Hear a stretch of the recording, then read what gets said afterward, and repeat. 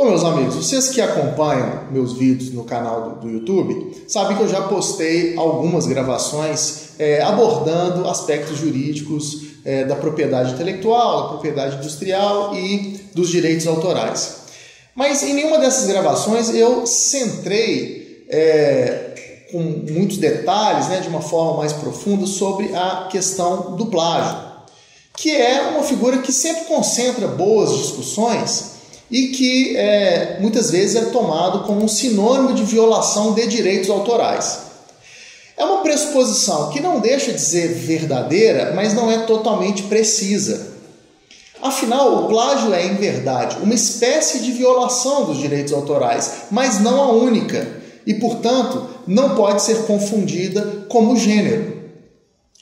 Então, nesses outros vídeos eu abordei os aspectos centrais dos direitos autorais, mas como não cheguei a entrar propriamente no tema do plágio, eu acho que vale a pena publicar aqui uma gravação rapidinha, mais resumida, especificamente sobre este assunto, até por umas questões práticas e para complementar melhor as nossas discussões.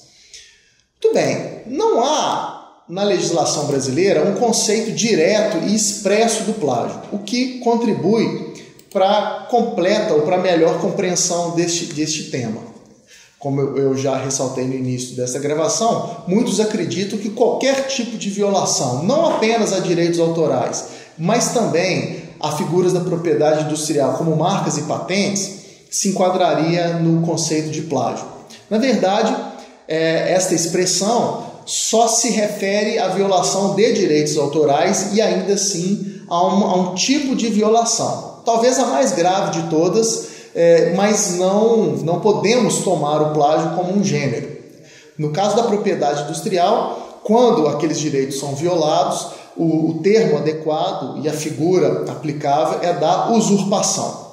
Bom, diante então dessa imprecisão ou dessa lacuna normativa, é muito mais comum do que se imagina e do que se espera essa incompreensão acerca da aplicação e até dos meios de se evitar o plágio. Muita gente acaba, às vezes, praticando essa figura sem perceber, ou sem ter a completa noção de estar incorrendo nessa prática e, às vezes, das consequências que isso pode trazer.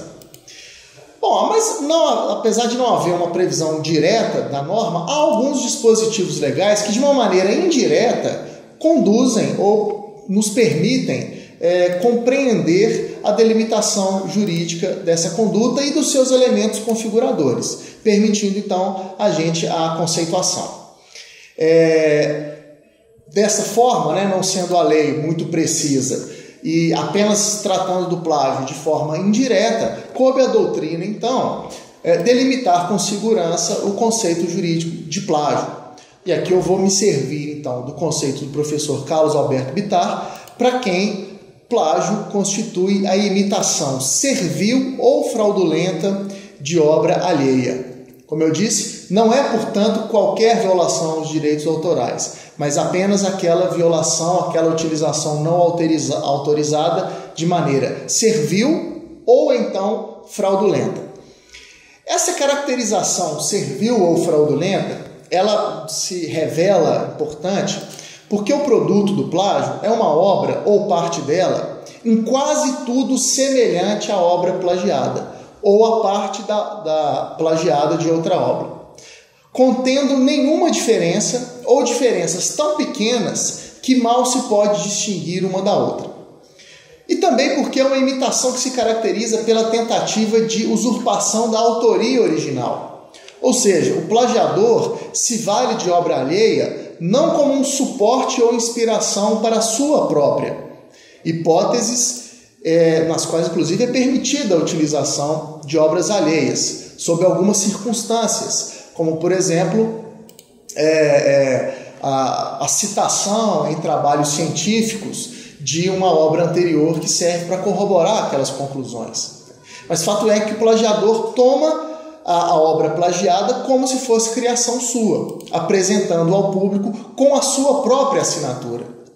Assim, o plagiador tenta se passar pelo autor daquela obra ou de parte de uma obra que não lhe pertence, fraudando a boa-fé de todos que com ela têm contato. Tratando-se de um texto escrito, por exemplo, o leitor desavisado, ele lê aquela obra assinada pelo plagiador e acredita que aquele estudo pertence àquela pessoa, quando na verdade a autoria dele pertence a outra. Muito bem, eu queria nesta gravação apenas trazer este conceito. Eventualmente em outros vídeos a gente pode e deve explorar outros desdobramentos do plágio, como evitá-lo, eventuais consequências jurídicas, mas isto é matéria para uma outra oportunidade.